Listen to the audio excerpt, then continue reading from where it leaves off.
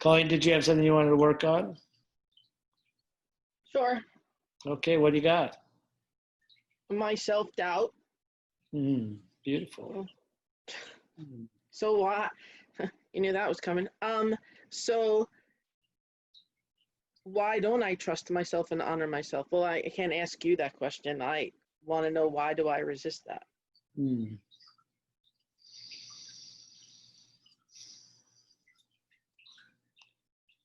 How does self-doubt serve you?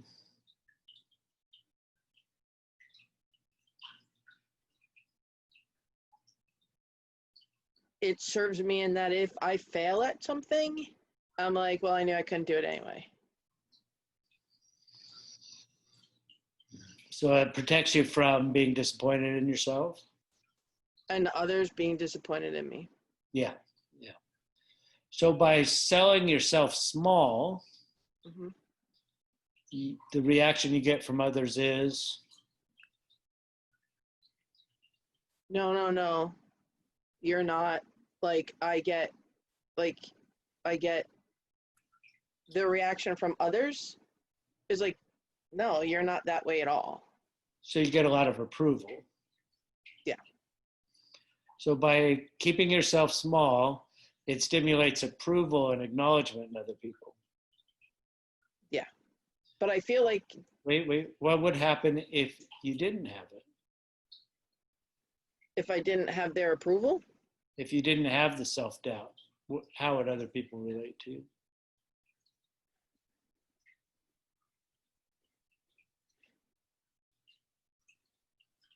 I don't know. If you were to guess, let's say we took it away right now and you were totally confident and aware of your strength and power and ability and all that stuff, how would you behave?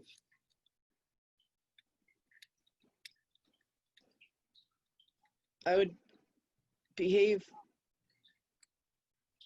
confident. Okay, great. And if you were running around just confident all the time, how would other people respond to you?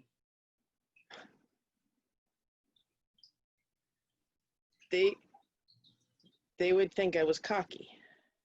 Yes. And if they thought you were cocky, what? Then there's something wrong with me. Look at her, she's cocky. Like, she's also full of herself. What the hell's wrong with her? Yeah. So you protect yourself from the judgment by projecting insecurity. Because how cocky are you really? I could be pretty cocky sometimes. Yeah, you're pretty full of yourself. You actually think I can be, not all the time, just a little bit. Well, look at how you already want to defend it, right? Yeah. Yeah, look at how quick you are to defend that. But like, if without the protection, how much better are you than other people? Just tell the truth. That's horrible. I feel horrible. I know, but this is just shame. How much better are you? Than some people, I'm a lot better than some people. Yeah, a lot better, yeah. You got more answers, more insight, more wisdom, more ability, and all that kind of stuff. Yeah. Right. And then the fear is, if you had all that, and when's the first time in your life that you found when you were full of yourself that you got judgment?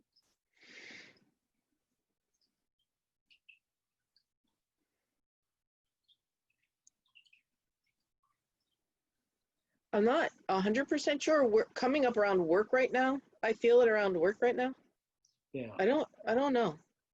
Because I never was the one. I was never the smart one growing up. Why not?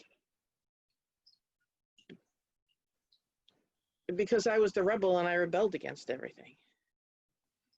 Oh. Like all my friends were smart and I wasn't smart.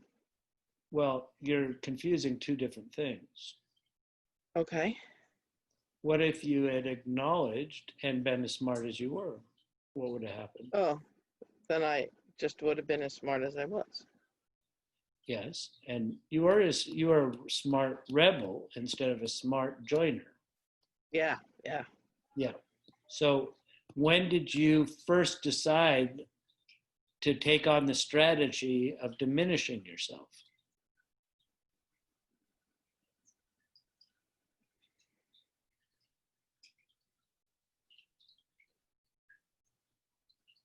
The first thing that comes up is when we moved, but I don't know. So when did you move?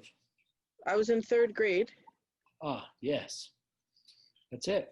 Moving, like everybody, oh, I just moved. And to a child, moving is a devastation. They've found their identity and found their place, and all of it's jerked out. You're in a new place, and you'd established yourself someplace else. That's exactly where it happened. So you got into a new place, and where was the new place? We moved a mile down the road, but it was a different school, a different neighborhood, a different everything. Yeah, and what was it like when you walked into school? I was supposed to have a friend, and she wasn't my friend. Like, I knew somebody, and she wasn't nice to me. Yeah. Right. And you were too confident, so you just had to pick a new strategy for the new place. Can you feel that? Yeah. Yeah. Where do you feel it in your body? In my heart. Now, this is a very inset strategy, and the question is, are you willing to give it up? Yeah, I don't know. I'm not sure. So do you want to give up the pain of moving? The pain of moving? Yeah. And the friend that was supposed to be your friend that wasn't? Yeah, I think I've given that up a little bit. Okay. Is there any of it left? No, like, how do you know? Because, like, I joke about it now all the time. Like, I even joke about it with that person. Like, Yeah. oh, you were always so mean to me. Yeah. But so the insecurity is just more at like level 2. It's more, it's not empowered by pain anymore. It's just the construct, the habit. Is that true? Yeah. Yeah, I just want to give it up. Yeah. Because now the in my chest, it just feels like I want to puke. So yeah, I just want to give it up. Okay, and what are we calling it?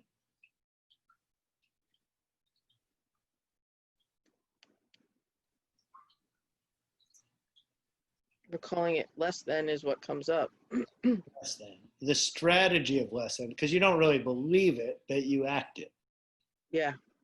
Yeah. So The strategy of less than. so remember, we're pushing out the image of insecure, because what's the opposite of that? Secure. So you hide your security because your security will be judged. So you repress it and you project out this image to yourself and everybody else of insecure, and it's false. No, Now, it doesn't feel right. Yeah, we don't have to go all the way to like totally secure, narcissistic, I've got it all. Remember, it comes together in the middle, so it just ends the question, I am. I don't feel like I was insecure when I moved, and I had to be that way. I felt they didn't like me. Right. Yes, because you were established in the other place and they wanted you not to come in as a powerhouse. You came into a different power structure and they didn't want the competition. I think the pain is more there is around that they just didn't like me. Like, what did I do? I didn't do anything wrong. They just didn't like me. Yeah, they didn't want the new person in there. Yeah, And they don't want the new person. Specific. A lot of times, especially particularly with women, the alpha female is going to make sure everybody knows their place, and they rally, their followers and the supporters around it, and make sure the new girl knows that she can't come around here and express her power. Yeah. Okay. So where do you feel that in your body? A little bit in my throat and my chest. Yeah. Okay. So what's the physical sensation? Like fluttering. Fluttering. Yeah. So just feel that fluttering. Just really get into it. And if it had an emotional quality, what would it be? Anger. Anger. Ah. So just feel all your anger. But this doesn't have anything to do with the self-doubt from before. It does. This is it. Okay. Okay. All right. Self-doubt is also a protection so your anger won't come out. Because when you got a lot of anger in there, and you get secure, then your anger comes out as anger. So you're going to keep yourself as a self-doubt also to protect people from your anger, because then you won't get angry, pissed off, and kick ass. So just feeling into the anger. Mm-hmm. Just really letting yourself feel it. Are you ready to let it go? Yeah. And just wrap it around your heart like steel bands, all the times and ways, conscious and unconscious, mentally, emotionally, physically, spiritually, you've carried that anger.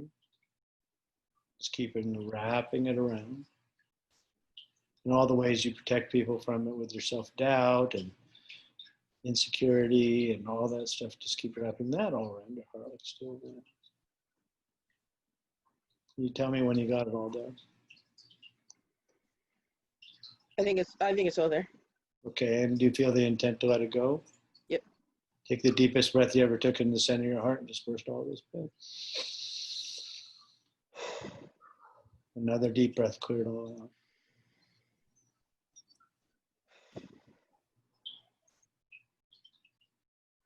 Okay.